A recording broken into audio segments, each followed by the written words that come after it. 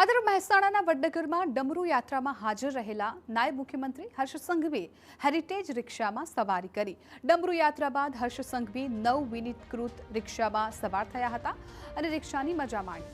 હર્ષ સંઘવીએ હળવા અંદાજમાં એમ પણ કહ્યું કે સરકારી ગાડીમાં જે આનંદ ન આવે એ આ રિક્ષામાં આવે છે।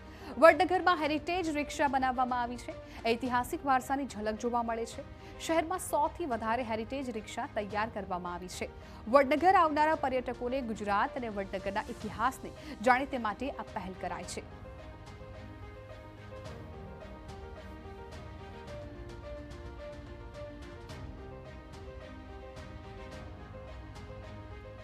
વડનગર અને વિરાસત અનેક લોકો હવે વડનગરની વિરાસત જાણવા માટે મુલાકાતી તરીકે વડનગરની મુલાકાતે આવી રહ્યા છે। ત્યારે મુલાકાતીઓને જે અનુભવ થાય તેમાં સતત વધારો થાય તે માટે પ્રયાસ કરવામાં આવી રહ્યા છે।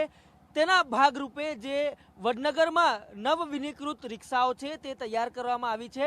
અંદાજે 100થી વધુ આ પ્રકારે રિક્ષાઓ તૈયાર કરવામાં આવી છે, જેમાં અહીંયા આવતા લોકોને આ પ્રકારે રિક્ષામાં બેસીને વિરાસતનો અનુભવ થાય, લોકો વડનગર અને વડનગરની ખ્યાતિ વિશે જાણે તે પ્રકારના કાર્યો છે તે કરવામાં આવી રહ્યા છે। અને આ પ્રકારે જે રિક્ષા છે તે હવે વડનગરના આકર્ષણનું કેન્દ્ર બની રહી છે। કેમેરા પર્સન ઇમરાન શેખ સાથે રોનક વર્મા, TV9 વડનગર। તો આ જ રિક્ષામાં ડેપ્યુટી સીએમ હર્ષ સંઘવી સવારી કરી હતી અને સાથે તેમણે કહ્યું કે જે સરકારી ગાડીઓમાં મજા ના આવે એના કરતાં પણ વધારે આનંદ આ રિક્ષામાં આવી રહ્યો છે। મહત્વપૂર્ણ છે કે ડમરૂ યાત્રામાં તેઓ જોડાયા હતા અને એ વચ્ચે હેરિટેજ રિક્ષાનો તેમણે લાભો લીધો હતો, સવારી માણી હતી।